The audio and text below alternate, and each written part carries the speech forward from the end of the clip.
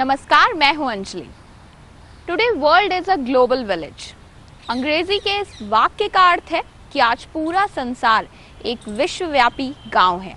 आज कोई भी इंसान धरती के किसी भी कोने पर रहकर धरती के किसी भी दूसरे छोर पर रह रहे इंसान से संपर्क स्थापित कर सकता है। ये चमत्कार संभव हुआ है सूचना और तकनीक के क्षेत्र में निरंतर प्रगति और विकास से। इसी विकास का एक अध्याय है सोशल नेटवर्किंग साइट्स, जिसे सोशल मीडिया के नाम से भी जाना जाता है। हाल ही में भारत और पूरे विश्व में तेजी से प्रचलित होती सोशल नेटवर्किंग साइट्स पिछले दिनों उस समय सवालों के घेरे में आई जब इन साइट्स पर आरोप लगे कि ये अश्लील एवं देश की एकता और सुरक्षा को कमजोर करने वाले तत्वों को बढ़ावा देती हैं। इन साइट्स की वजह से हाल ही में भारतीय संप्रभुता और अखंडता पर भी सवाल उठे हैं। इसके बाद टेलीकॉम मिनिस्ट्री ने इंटरनेट सर्विस प्रोवाइडर्स के 16 ट्विटर अकाउंट्स ब्लॉक करने का निर्देश दिया है। आइए आपको दिखाते हैं हमारी आज की ये खास पेशकश, सोशल मीडिया और उसके एंटी सोशल तत्व। पेश है एक report.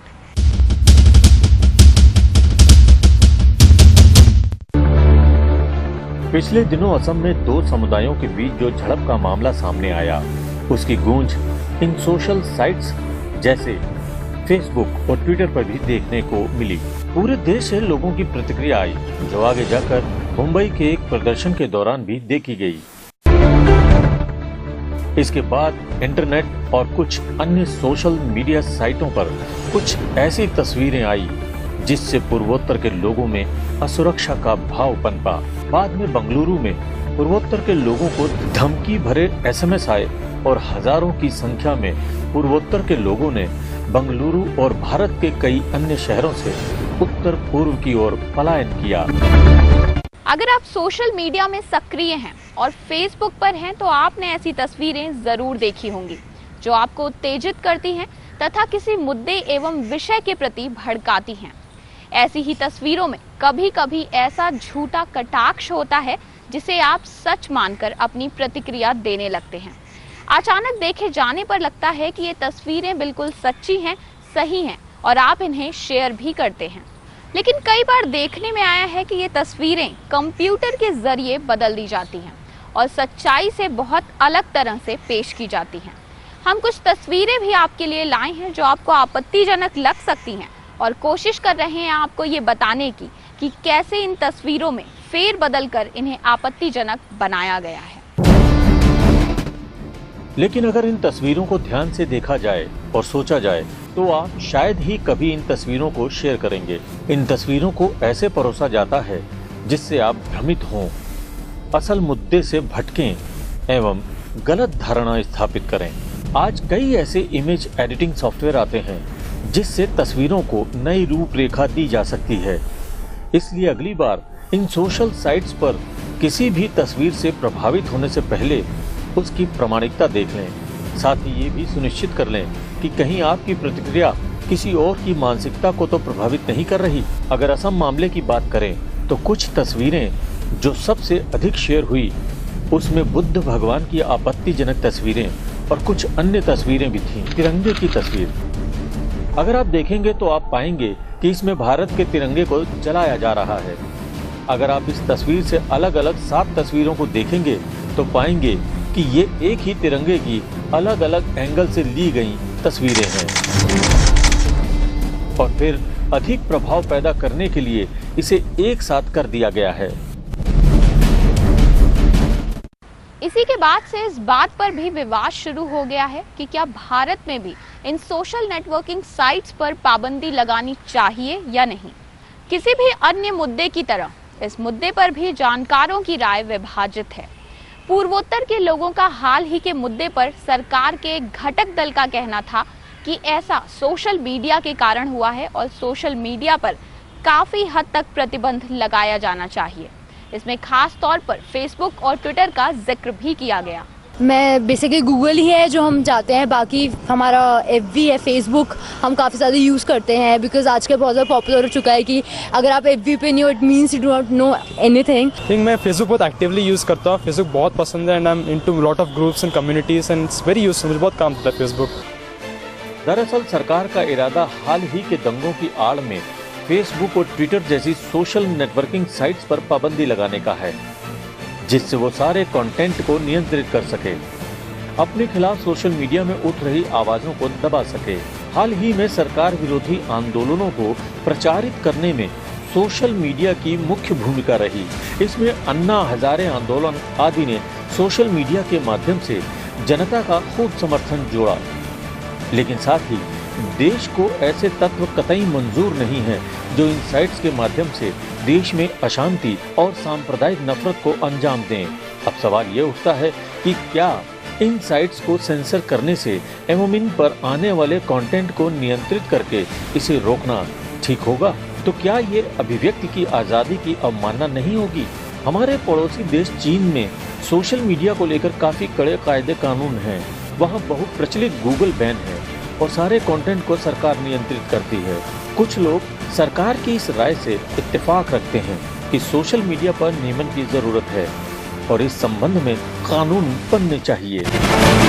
I don't think government को कोई बैन करना चाहिए, क्योंकि प्रिवेंटिव मेजर्स हम ले सकते हैं खुद। मुझे नहीं लगता कि गवर्नमेंट को बैन करना चाहिए, क्योंकि ये सब अपने विश पे होता है और अपने हम पे डिपेंड करता है कि हम उसको कितना यूज़ करें या कितने लेवल तक उसको यूज़ करें या ना करें। बैन लगाने का सोल्यूशन नहीं होता है। अगर इसके वजह से गवर्नमेंट के खिलाफ कोई कुछ बात कर रहा है फेसबुक में या कोई एंटी कम्युनल वायलेंस क्रिएट कर रहा है, बट वो तो बस एक तरफ की बात होगी। दूसरी तरफ ये भी है कि आज बच्चे पूरे दुनिया के साथ कनेक्ट हो पा रहे हैं, पूरे दुनिया के बारे में जान पा रहे हैं। और अभी जो अरब स्प्रिंग जो बात चल रही है, जो हमारे अफ्रीकन कंट्रीज और नॉर्थ ईस्ट बाकी कंट्रीज में एशिया में, तो वहाँ पर जो भी लाइक डिक्टेटरशिप्स नीचे आ रही हैं and they are setting up democracies, it's only because of social networking sites. Facebook use करते हैं, हमें अपनी कॉलेज की तमाम चीज़ें उस पर पता लगती हैं, क्या सोसाइटीज़ है क्या नहीं। तो बैन लगाना तो एकदम गलत बात है इस पर, क्योंकि अगर बैन ही लगाना है तो साइबर सेल्स को इतना एक्टिव पार्ट लेना पड़ेगा कि वो कुछ ऐसे अकाउंट्स जो कम्युनल वायलेंस फैलाने में या गलत चीज़ों को बढ़ावा दे रहे हैं उसको बंद करना चाहिए। और गवर्नमेंट को इसके खिलाफ एजेंसीज को काफ़ी एक्टिव करना पड़ेगा। हर चीज़ को बंद कर देना किसी बात का सोल्यूशन नहीं है। असल मुद्दा ये है कि भारत सोशल मीडिया वेबसाइट से मिलने वाले खतरों से निपटने के लिए अभी तक तैयार नहीं है। भारत में जो आईटी एवं इंटरनेट से जुड़े कानून हैं वे भी बेहद कमजोर हैं। इन कानूनों को वक्त के साथ समय की जरूरतों के अनुसार अपनी रूपरेखा को बदलना पड़ेगा। आज भारत को जरूरत है ऐसे नियमों और कानूनों की जिससे हम देश को सोशल मीडिया से होने वाले खतरों से बचा सके। इसके लिए बेहद जरूरी है वर्तमान भारतीय आईटी एक्ट में संशोधन। साथ ही सरकार और पुलिस को भी सोशल मीडिया से जुड़े खतरों के बारे में गंभीरता से सोचना होगा। चिंता की बात यह है कि भारत सरकार एवं भारतीय पुलिस के लिए साइबर सिक्योरिटी अभी तक एक प्राथमिकता का विषय नहीं है। जिस देश में 12 करोड़ से ज्यादा इंटरनेट के उपभोक्ता हों, ऐसे देश में इससे जुड़े कानूनों की अनदेखी एक गंभीर मुद्दा है। हमारे देश में साइबर सिक्योरिटी से जुड़ी एक भी राष्ट्रीय नीति नहीं है। जब तक भारत साइबर क्राइम के खिलाफ कोई कड़ा रवैया इख्तियार नहीं करेगा, तब तक इस परिस्थिति में बदलाव नहीं आएगा। भारत के पास इसके लिए बजट तो है, पर हमारे अधिकारियों को ये नहीं पता कि इसे प्रयोग में कैसे लाया जाए। पूर्वोत्तर राज्यों को लेकर सोशल मीडिया में जो हाल ही में अफवाह उड़ी, उसने साबित कर दिया है कि भारत साइबर आक्रमण के लिए तैयार नहीं है। इससे पहले भी कई बार भारत की अहम और गुप्त साइटों पर भी कई विदेशी हमले हो चुके हैं। 2010 में जब सीबीआई और बीएसएनएल की साइट्स हैक कर ली गईं, तब सरकार और सुरक्षा एजेंसियां बेबस नजर आईं। अगर देश को सोशल क्राइम से बचना है तो कुछ ऐसे कदम उठाने होंगे जिससे कोई बीच का रास्ता निकल सके। ऐसा करने से ना तो अभिव्यक्ति की आजादी पर प्रतिबंध लगेगा और साथ ही असामाजिक तत्वों को भी नियंत्रित किया जा सकेगा। ऐसे कुछ उपाय हैं। साइबर इंटेलिजेंस का गठन। जिस प्रकार आईबी इंटेलिजेंस ब्यूरो देश की आंतरिक सुरक्षा के लिए बनाई गई एक एजेंसी है, उसी स्तर पर इंटरनेट से जुड़े खतरों के लिए भी ऐसी ही एजेंसी का गठन किया जा सकता है। एक निष्पक्ष संस्था। सोशल मीडिया को नियंत्रित करने में जो विवाद है, उसमें सरकार पर ये आरोप लगाए गए हैं कि सरकार हाल ही के दंगों की आड़ में सोशल नेटवर्किंग साइट्स और उस पर छप रहे कंटेंट पर पाबंदी लगाकर अपने हितों की पूर्ति कर रही है। इसका एक ही हल है साइबर मीडिया से जुड़ी एक ऐसी निष्पक्ष संस्था का गठन जो इन साइट्स पर सारे कंटेंट की पक्षपात रहित जांच करे। स्वयं नियंत्रण सबसे अहम है, खुद से नियंत्रण। जिम्मेदारी सबकी बनती है, उपभोक्ताओं से लेकर इन साइट्स की और फिर सरकार की। हम देश पर हो रहे साइबर क्राइम या साइबर वॉर के खिलाफ मोर्चा खोल पाएंगे। साथ ही सोशल नेटवर्किंग साइट्स को भी जिम्मेदारी दिखानी होगी। साइबर क्राइम रोकने में जितनी भूमिका सरकार निभा सकती है, उतना ही सशक्त किरदार ये साइट्स भी अदा कर सकती हैं। अगर हम वर्ष 2000 के टेक्नोलॉजी कानून पर नजर डालें तो पता चलेगा कि ये कानून इन वेबसाइटों पर कानूनी जिम्मेदारी डालते हैं कि वो अपनी सही सोच का इस्तेमाल करें। ट्विटर और फेसबुक के लिए भारत एक महत्वपूर्ण बाजार है। वो कभी भी नहीं चाहेंगे कि ये बाजार कभी खत्म हो या फिर लुप्त हो जाएं। अगर इन साइट्स की वजह से कभी भारतीय सुरक्षा, प्रभुता और अखंडता पर सवाल उठे तो भारत को वही रुख अपनाना पड़ेगा जो उसने ब्लैकबेरी मैसेंजर के साथ किया था। सोशल मीडिया को आने वाले दिनों में भारतीय कानूनों के दायरे में लाना बेहद जरूरी है। सोशल मीडिया ने कई बार समाज में सकारात्मक भूमिका निभाई है। हम सब जानते हैं कि कैसे इन साइट्स ने कई बार हमें जागरूक किया है और हमें ज्यादा सशक्त बनाया है। सोशल मीडिया ने भारत में कई लोगों को ये विकल्प दिया है कि वो अपनी बात अंतर्राष्ट्रीय मंच पर कह सकें। कई ऐसे मौके आए हैं जब सोशल मीडिया के कारण मेन स्ट्रीम मीडिया को खबर कवर करनी पड़ी है। इतना ही नहीं, सोशल मीडिया ने अधिकारियों और मंत्रियों को मजबूर किया है कि वो जनता से सीधा संवाद करें, पर कई बार ये खतरनाक भी हो सकता है और खास तौर पर जब मौका हो सामाजिक तनाव का, तो बुरी मंशा रखने वाले लोग सोशल मीडिया से अपने हितों की पूर्ति कर सकते हैं।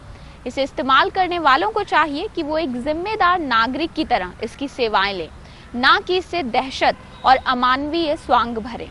सरकार को जल्द ही कई ऐसे नियम और कानून बनाने पड़ेंगे जिससे राष्ट्रहित की अवमानना भी ना हो और लोग सोशल मीडिया का भी बेहतर लाभ उठा सके। हमारी आज की पेशकश में बस इतना ही। अब मुझे आज्ञा दीजिए। नमस्कार।